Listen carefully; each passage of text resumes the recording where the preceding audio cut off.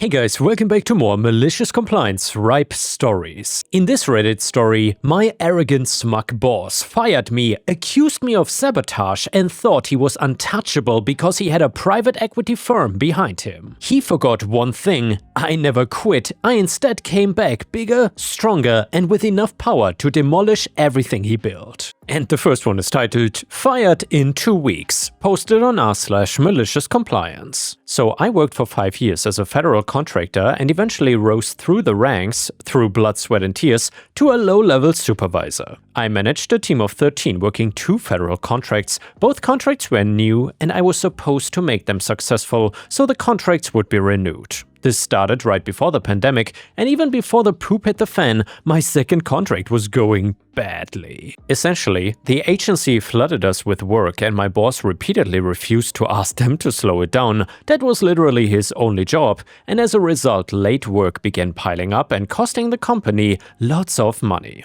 We did our best to keep up, which in reality meant a ton of unpaid overtime for me. Then the pandemic really hit and things only got worse. My staff asked almost daily if there would be layoffs, and my boss's response to them was that "we don't know". To me, the answer was that my job was secure, but the others were not. If the contract failed, he said, I would have a place on another team. And obviously, the contract did fail. My boss personally fired me and, unbeknownst to me, most of my team. I learned who was staying and who was going by talking with each of them personally. No one knew it was gonna happen to them until it happened, and they were all shocked that I had been fired as well. This was August 2020, and panic ensued. After firing me, my boss, who until that day I had considered a very good friend, had the stones to call and ask me if I would help him end the contract on a high note. Keep in mind, I got fired 2 weeks before my official last day because that company is run by sadists, and I told him I would do my job. As a proud Slytherin, I immediately began doing everything I could, within the rules of course, to send my fired staff home in the best shape possible. We all knew our unused PTO would cash out, but sick time would not. Everyone was sick those last 2 weeks, and my boss ended up doing most of the work himself.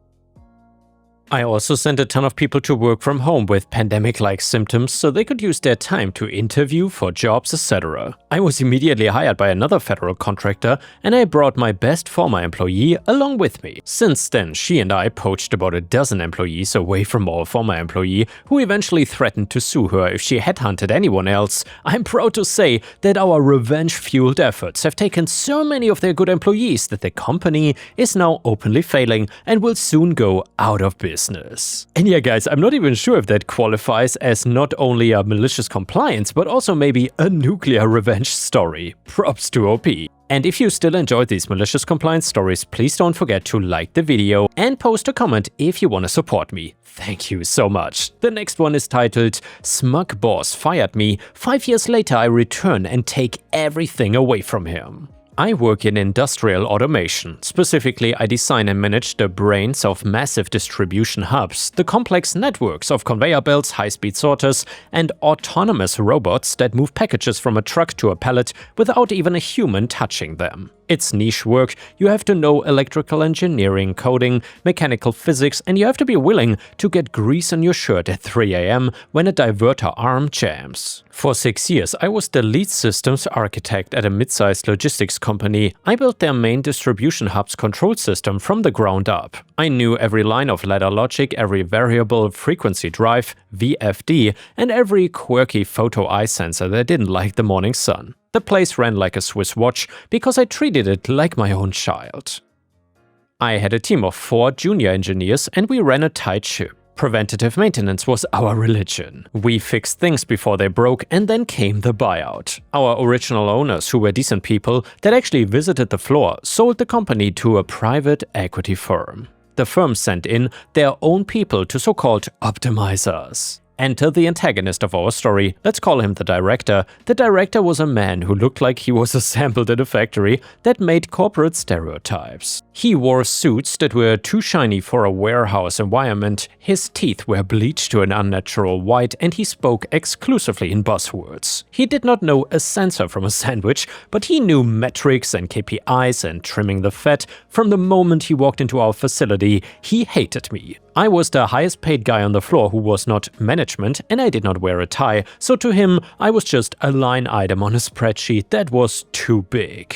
To him, the fact that the system ran perfectly did not mean that we were doing a good job, it meant we were over-resourced. In his mind, if things are not breaking, you're spending too much on maintenance. He started by gutting my team. He fired 2 of my junior engineers in his first month to lean out the workforce. I protested immediately. I sat in his office and explained that without them, we could not even do preventative maintenance called PMS. We would be stuck doing reactive repairs, fighting fires instead of preventing them. He leaned back in his chair, checking his watch, and told me, "You need to work smarter, not harder. Automate the maintenance." I tried to explain that you cannot write a line of code to physically replace a worn-out belt or grease a bearing or align a laser scanner, but he just waved his hand and said, "Figure it out, we need to boost margins." The war between us really started over the vendor contract, so we used a specific brand of high-end controllers, PLCs, for our sorting arms. They were expensive, yes, but they were bulletproof. They lasted 10 years in a dusty hot warehouse and rarely failed. They spoke natively to our server architecture, and the director had a buddy who ran a supply firm that sold generic knockoff electronic components imported from overseas. He wanted us to switch our entire inventory of spares and new builds to his friend's cheap parts. I ran the specs on this cheap stuff, and it was total garbage.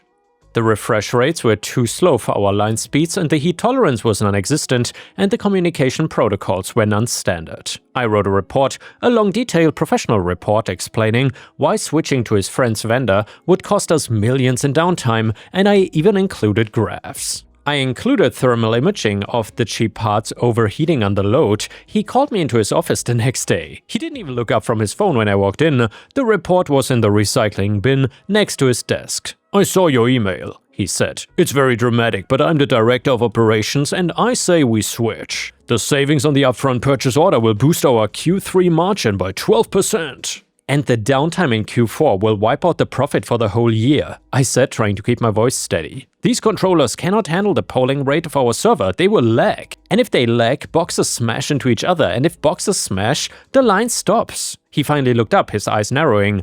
"You got an attitude problem. You think because you built this place you own it, huh? You don't. You're a mechanic with a keyboard. I want those parts ordered by Friday." I refused to sign the purchase order. I told him I wouldn't put my name on something I knew would fail. He turned a shade of purple I'd never seen before. He said, "Then I sign it and you will install them. And if they don't work, it's because you didn't program them right." Well, for the next 3 months, my life was hell. The new parts arrived, they were awful. The plastic casings cracked if you looked at them wrong, the screw terminals stripped out. But the worst part was the firmware. They simply refused to stay connected to our main server. They would time out and drop randomly offline every few hours. When a controller drops offline, the safety system triggers a hard halt, the emergency brakes slam on, the belts screech, packages fly everywhere, and it takes 20 minutes to reset the system. I was working 80 hours a week just to keep the facility running. Since the director refused to let me buy the proper hardware, I had to hack a solution. I wrote a custom Python script that acted as a watchdog. It ran on my work laptop, which I kept plugged into the main server rack. This script constantly pinged the cheap controllers with a dummy signal to keep them awake, essentially tricking them into staying online. It was a dirty band-aid fix, but it was the only thing stopping the facility from crashing 10 times a day. I was exhausted. My wife was begging me to quit, but I felt the responsibility to the crew on the floor, the packers and loaders who lost hourly wages when the line went down. However, the climax of the first act happened on a Tuesday in November, right before the peak holiday rush. I had requested time off months in advance for a family reunion. It was approved by the old HR system before the buyout. The director cancelled it the day before I was supposed to leave. "We got stability issues," he said, standing on the catwalk overlooking the sorting floor. "All hands on deck." "The stability issues are because of these new controllers," I said, feeling my blood pressure redline. "I cannot fix hardware limitations with software. You need to replace the bad units because the load is getting too high for them." "I'm not authorizing new hardware," he snapped. "Fix the code. And if you're not here tomorrow, don't bother coming back." I was tired and I was angry. I realized right there and then that I was fighting a battle that I'd already lost. "Fine," I said, "I'll be here." I came in the next day, but I did not work on the code. I worked on my personal exit strategy. I spent the morning quietly removing my personal tools from the workshop, I cleaned out my locker, I saved my personal files off the laptop, and around 2 PM, the main loop crashed. The cheap controllers had overheated and desynchronized.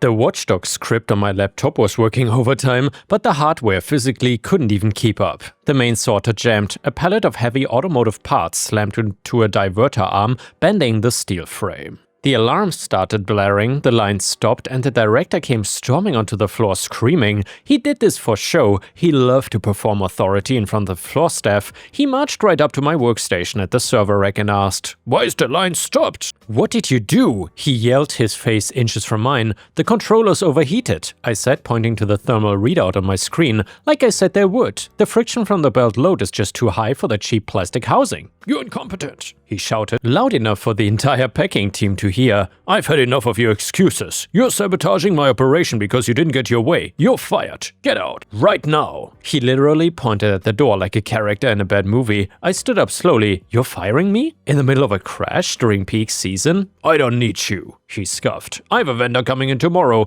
who can actually do the job. A real professional. Give me your badge, give me the laptop, and get off my property before I call security." Here's the malicious compliance. He demanded that I leave immediately. He demanded I hand over the laptop immediately. He said he did not need me, that the system was currently in a hard halt state with a communication fault, and to bring it back up you have to follow a very specific startup sequence because of the mixed match hardware. You have to clear the buffer memory manually and reset the servo 0 points. Afterwards initialize the safety relay in a specific order. Furthermore, the watchdog script, the only thing allowing the cheap controllers to actually talk to the server, was running locally on that laptop. My laptop. It was not installed on the server because corporate IT would not allow unverified scripts on the main operating system. It was running in a command prompt window on my desktop. He told me to give him the laptop. "Okay," I said. I reached over and closed the laptop lid. By closing the lid, 2 things happened instantly. The laptop went to sleep, killing the active Python script, and number 2,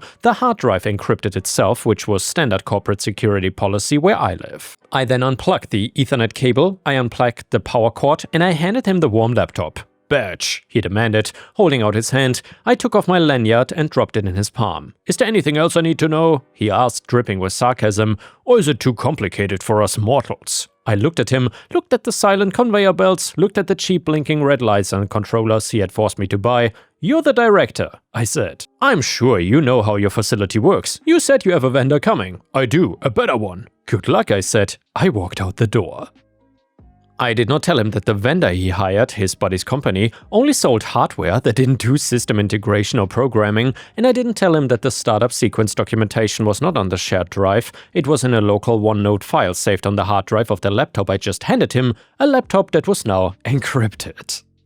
And by the way, guys, in case you don't know, if a computer hard drive is encrypted, you essentially cannot access that hard drive, aka data, unless you know the recovery key/password. Either way, a laptop that required a 48-character recovery key to unlock if you didn't have my fingerprint or my user password. And he did not ask for the password, he just told me to get out. So I got out. I walked to my car, drove home, turned off my phone, and opened a beer. It was 2:30 PM on a Wednesday. I felt lighter than I had in years. I did not hear the details until a few days later, when I met up with one of the remaining junior engineers for drinks. Apparently, the chaos started about 10 seconds after I walked out the door. The director tried to restart the line by just hitting the big green button on the main panel, but nothing happened. The system was waiting for the handshake from my watchdog script, and without that script running, the server couldn't even see the controllers. It thought the hardware was missing entirely. He tried to log onto the laptop, but he couldn't. He did not have my password. He called corporate IT to reset it, but because I'd been fired, for cause, sabotage according to him, my account was immediately locked out pending investigation. IT could not remote in to unlock the password because it was not connected to the network anymore. The facility was dead in the water. His vendor friend showed up the next day. The guy took one look at the custom code architecture, which was now throwing thousands of error messages because the load balancer was gone, and admitted he had no idea what he was looking at. He sold capacitors and circuit boards, he didn't know high-level C++ or Python integration. The facility was down for 4 full days. In the logistics world, a 4-day shutdown of a main hub during November is an extinction-level event. It costs millions. They had to divert fleets of trucks to other hubs in neighboring states. Perishable goods spoiled on the dock, Amazon and Walmart contracts were breached, triggering massive penalty clauses. They tried to call me on day 2. I saw the missed calls from the main office. I saw the text from the director swinging wildly from "call me now" to "we will sue you." I did not answer. I was not an employee. I was a private citizen enjoying my involuntary vacation. Eventually, they had to fly in a high-priced external consultancy team from Germany, the original manufacturers of the sorting system, and it took them 2 weeks to reverse engineer the whole mess. They took one look at the cheap controllers and laughed at them. They told the private equity owners that the system would never work with that kind of hardware. They had to rip out all of the director's buddy's cheap parts and replace them with the original high-end units I had specified years ago. They had to overnight the parts from Europe at triple the cost. The director somehow survived. He was a master manipulator. He blamed the entire disaster on me. He claimed I had installed malicious logic bombs and ransomware before I left, and he spun a story to the private equity owners that he had rooted out a saboteur, and that the cost of the downtime was an unfortunate but necessary investment in future security. Because the owners were finance guys who didn't understand that closing a laptop is not a logic bomb, they believed him, and I moved on. I got a job 3 weeks later at a much larger competitor. They knew my reputation. They knew that I was the guy who built the hub that ran flawlessly for 6 years before the private equity vultures came in. They hired me as a senior architect with a 30% raise and a signing bonus. Over the next 5 years, I worked my way up. I was not just fixing robots anymore, I was designing entire supply chains. I learned the business side, and I learned how to talk to finance guys in their own language, and I learned how to play the game, but I played it with competence, not buzzwords. I kept tabs on my old company through friends who still work there, and yeah, it was a slow, painful decline. The director kept cutting costs to try and recoup the losses from the great crash. The best staff left. The facility became known as the bottleneck of the region, and then the market shifted. The private equity firm that owned my old company wanted to cash out. They put the logistics chain up for sale. My current company, now a global giant in the logistics space, was looking to expand its footprint in that specific region. We needed a hub exactly where my old workplace was. I was now the regional vice president of operations. When the acquisition talks started, I was in the room. I saw the financials of my old company, and they were ugly. Maintenance costs were through the roof, turnover was high. My CEO turned to me during a strategy meeting. "You used to work there, didn't you, OP? Is the facility worth buying?" I looked at the map. "The location is perfect," I said. "The building is solid, the infrastructure is there, but the problem is management and the control systems. I mean, it's been run into the ground, but if we buy it, I can fix it. I know exactly where the bodies are buried." We bought them, the deal closed on a Monday morning, and on Tuesday I drove to the old facility. I drove my new car, which was considerably nicer than the beat-up sedan I left in 5 years ago. Also, I now wore a tailored dark gray suit. I had my new corporate badge, which identified me as Executive VP Integration. I walked into the lobby. The receptionist, a lady who had been there for 20 years, looked up and her jaw dropped. "OP?" she whispered. "Hey," I smiled. "I'm here to see the director. He's in the conference room with the transition team." "I am the transition team," I said. I walked to the back main conference room. The glass walls were still there. I could see the director sitting at the head of the table looking nervous. He was older now but looked tired, but he still had that arrogant tilt to his chin, that look of a man who thinks he can talk his way out of gravity. I opened the door and walked in. The room went silent. There were 3 other managers there, people I vaguely recognized, and him. He looked at me, he squinted, and then recognition hit him like a physical slap. "You," he said. "Me," I said. I pulled out a chair at the opposite end of the table, the power position, and sat down. "What are you doing here?" he demanded, standing up. "This is a leadership meeting for the acquisition. We are waiting for the VP. Security." "Sit down," I said. I didn't shout at him, I just said it with the weight of the person who signs the checks. "And I don't think security works for you anymore." I slid my business card across the table. He picked it up, he read the title, and he went pale. "I am the lead for the integration," I said. "My company bought your company, and technically, I'm your boss's boss." The silence in the room was heavy enough to crush a diamond. The other managers looked from him to me, realizing instantly that the power dynamic had shifted tectonically. Now, I said, opening my folder, we have a lot to go through. I've been reviewing the operational logs and the financial audits for the last 5 years, and I have some questions. I spent the next 2 hours dissecting him. It was not emotional, it was surgical, and I asked him about the downtime metrics. I asked him why his maintenance budget was 200% over industry standard while his uptime was 15% below, and he tried to spin it. He tried to use his usual buzzwords. We've been facing some headwinds regarding legacy infrastructure, he stammered, sweating through his shirt.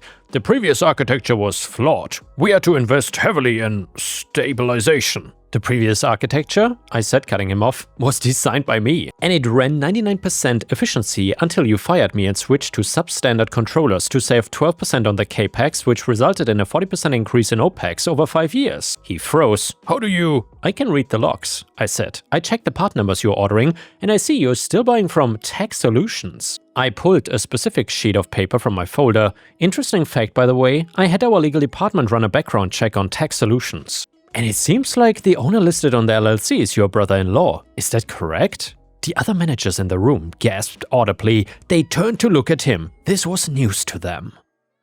That's a preferred vendor relationship, he stuttered, his voice cracking. We get priority shipping. It's a conflict of interest, I corrected. It's a violation of the corporate ethics policy of the company that just bought you.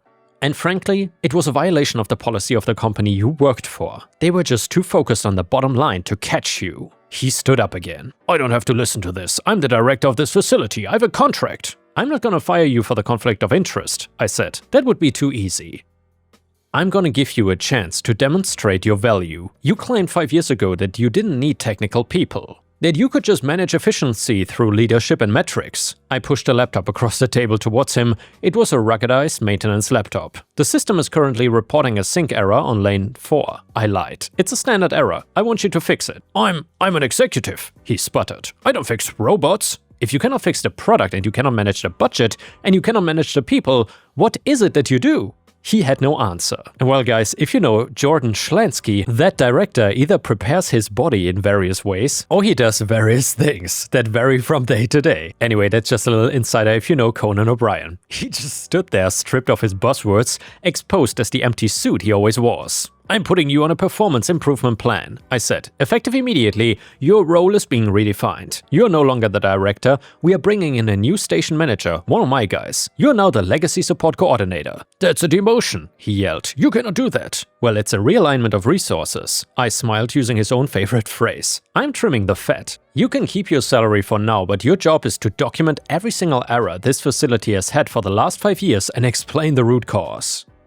If you cannot do that, then we have to discuss termination. And well, I knew he couldn't do it. He didn't know how to read the error logs, he didn't know SQL, he didn't know anything. For 2 weeks, I let him sit in a small office. I moved him out of the corner office immediately, staring at spreadsheets he didn't understand, and I saw him sweating. I saw him trying to bully the junior engineers into doing the work for him, but they knew the score. They knew that I was in charge now, and they knew he was a dead man walking. They politely declined, citing workload, and finally, on a Friday afternoon, I walked into his small windowless office. HR was with me. How's the report coming? I asked. This is ridiculous, he said, throwing a pen down. You're just doing this to humiliate me. Well, I'm doing this to see if you understand the business you've been running. I said, do you? He slammed his hand on the desk. I quit. No, I said, I don't accept your resignation. He blinked. What?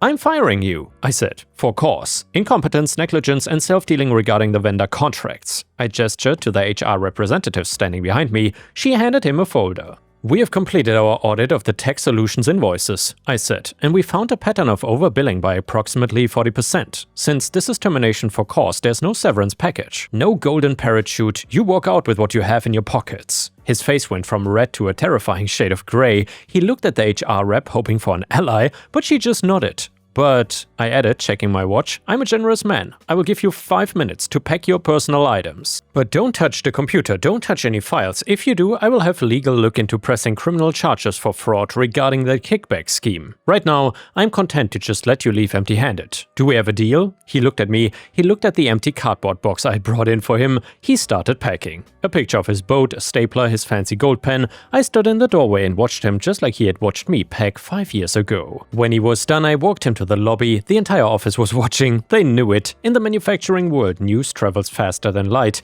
At the front door, I held it open for him. He paused. He looked like he wanted to say something cool, something defiant, but he had nothing. He was a fraud who had finally been audited. "Good luck," I said. He walked out into the parking lot holding his box of junk, looking smaller than I'd ever seen him. I turned back to the receptionist. "Please deactivate his badge," I said, "and order pizza for the floor. We have a lot of work to do to fix this place." It took me 6 months to fix the facility properly. I fired the brother-in-law's vendor, and our legal team sued them for breach of contract to recoup some of the money. I rehired the engineers he had fired years ago, and they were working lower-paying jobs and were thrilled to come back under competent leadership. We replaced the garbage controllers and we optimized the code. The facility is now one of the top performers in the network. As for the director, well, I heard through friends that he had tried to get another job at another logistics firm in the state, but the thing about our industry is that at the executive level, everyone knows everyone. And when they called me for a reference because technically my company was his last employer, I did not trash him, because I didn't have to. I just said, he is excellent at generating metrics, but I would suggest you audit his vendor relationships very carefully. And well, let me just say, he did not get the job. And yeah guys, if you have watched this far, you are an absolute legend, and please let me know in the comments where you are watching from today. And the next one is a story from r/MaliciousCompliance, which is titled "Support kept using voice messages, so I gave them a taste of their own medicine." Hey, I'm a 35-year-old IT manager for a small family-run sales company. We recently moved from a very old ERP to a new platform that is modern, intuitive, and much more efficient. Technically, it's a great product, but the problem is the support. Their in-app support is fairly fast, but they reply almost only using voice messages. I stopped listening to voice notes years ago because they break focus and force you to replay things just to get basic info. Text lets me read, search, and solve. Audio just slows everything down. I asked them many times to stop using audio and even told them that I was hearing impaired. They ignored me. Yesterday, the point-of-sale systems were not communicating with the local server, even though they were all online, so I did my part and contacted support because it was beyond my pay grade. As usual, the first reply was an audio message, and when they asked for the remote access ID, I sent it back as audio. Then I sent the password as audio too, and suddenly they switched to text. They asked for screenshots, then they needed the admin credentials, and I sent the long messy password with numbers, uppercase and lowercase letters via audio. Well, let me tell you, from that point on, everything was done via text, including today's follow-up. It turns out they know exactly how annoying voice messages are, they just do not care until it becomes their problem. And yeah guys, thank you so much for watching. If you cannot get enough of my videos, please check out my playlist on the left, and I will see you again tomorrow.